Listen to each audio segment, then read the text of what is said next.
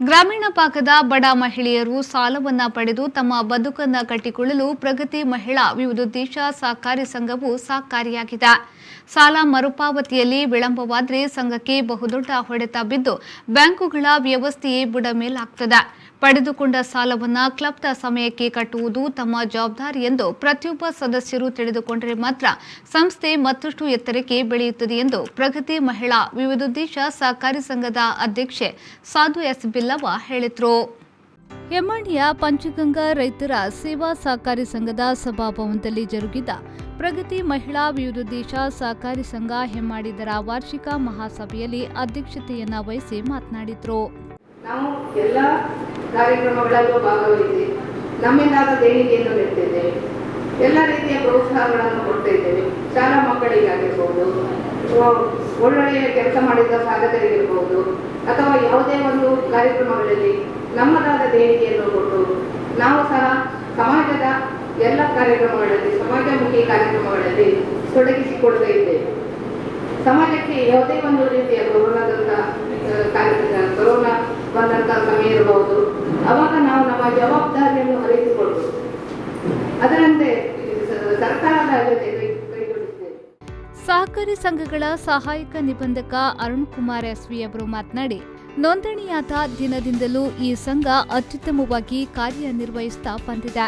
ಕ್ರಿಯಾಶೀಲ ನಿರ್ದೇಶಕರು, ಪ್ರಾಮಾಣಿಕ ನೌಕರರಿದ್ರೆ ಯಾವ ಸಂಘವನ್ನಾದರೂ ಮುನ್ನಡೆಸಿಕೊಂಡು ಹೋಗಬಹುದು. ಸಂಘದ ಸದಸ್ಯರು ಪ್ರಾಮಾಣಿಕವಾಗಿ ಸಾಲ ಮರುಪಾವತಿ ಮಾಡಿದ್ರೆ ಆ ಸಂಘವು ಅತ್ಯಂತ ಲಾಭದಾಯಕವಾಗಿರುತ್ತದೆ. ಆ ನಿಟ್ಟಿನಲ್ಲಿ ಎಲ್ಲ ಸದಸ್ಯರು ಸಹಕರಿಸಬೇಕೆಂದ ಅವರು, ಮುಂದಿನ ವರ್ಷ ದಶಮಾನೋತ್ಸವಕ್ಕೆ ಕಾಲಿಡುತ್ತಿರುವ ಈ ಸಂಸ್ಥೆ ಆ ಸಂಭ್ರಮಕ್ಕೂ ಮೊದಲು ಸ್ವಂತ ಕಟ್ಟಡದಲ್ಲಿ ಕಾರ್ಯನಿರ್ವಹಿಸುವಂತಾಗಲಿ ಎಂದು ಆಶಯ ವ್ಯಕ್ತಪಡಿಸಿದರು. ನಮ್ಮ ಕುಂದಾಪುರ ತಾಲೂಕಿನಲ್ಲಿ ಕಿರಿಮಂಜೇಶ್ವರ ಮಹಿಳಾ ವಿವಿಧೋದ್ದೇಶ ಸಹಕಾರಿ ಸಂಘ ಅದು ಆಗ ಅತ್ಯುತ್ತಮವಾಗಿ ಒಂದು ಕಾರ್ಯನಿರ್ವಹಿಸುತ್ತಿತ್ತು. ಅದನ್ನು ಆಗ ದಿವಂಗತ GS ಆಚಾರ್ ಅವರು ಪ್ರಾರಂಭಿಸಿದರು. ಆನಂತರ ಬಾಲಕೃಷ್ಣ ಶಾನ್ಭಾಗ್ ಹೇಳೋರು ಅದನ್ನು ಮುನ್ನಡೆಸಿದರು. ಅದೇ ರೀತಿ ಈ ಸಂಘವು ನೋಂದಣಿಯಾಯಿತು.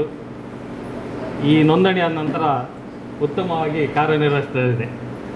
ಎಲ್ಲಿ ಒಂದು ಸಂಘವು ಉತ್ತಮವಾಗಿ ಕಾರ್ಯನಿರ್ವಹಿಸಬೇಕು ಅಲ್ಲಿ ಉತ್ತಮವಾದ ಪ್ರಾಮಾಣಿಕರಾದ ನೌಕರರಿರಬೇಕು. ಹಾಗೆ ಅದೇ ರೀತಿ ಕ್ರಿಯಾಶೀಲರಾದ ನಿರ್ದೇಶಕರಿದ್ದಲ್ಲಿ ಯಾವ ಸಂಘವು ಯಾವ ರೀತಿಯಲ್ಲಿ ಬೇಕಾದರೂ ಅದನ್ನು ಮುನ್ನಡೆಸಲು ಸಾಧ್ಯ ಇದೆ. ಮತ್ತು ನಮಗೆ ಸಹಕಾರ ಸಂಘಗಳಿಗೆ ಬೆನ್ನೆಲುಬೇ ಸದಸ್ಯರು. ಈಗ ಸದಸ್ಯರು ಕಡಿಮೆ ಬಂದ ಯಾರು ಅರ್ಹ ಸದಸ್ಯರು, ನಮಗೆ ಠೇವಣಿದಾರರು ಬೇಕು, ಸದಸ್ಯರು ಬೇಕು.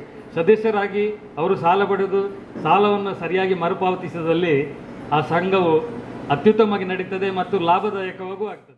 ಎಸ್ಎಸ್ಎಲ್ಸಿ ಹಾಗೂ ಪಿಯುಸಿ ಪರೀಕ್ಷೆಯಲ್ಲಿ ಅತಿ ಹೆಚ್ಚು ಅಂಕ ಪಡೆದು ಉತ್ತೀರ್ಣರಾದ ಸಂಘದ ಸದಸ್ಯರ ಮಕ್ಕಳಿಗೆ ವಿದ್ಯಾರ್ಥಿ ವೇತನವನ್ನು ನೀಡಿ ಗೌರವಿಸಲಾಯಿತು.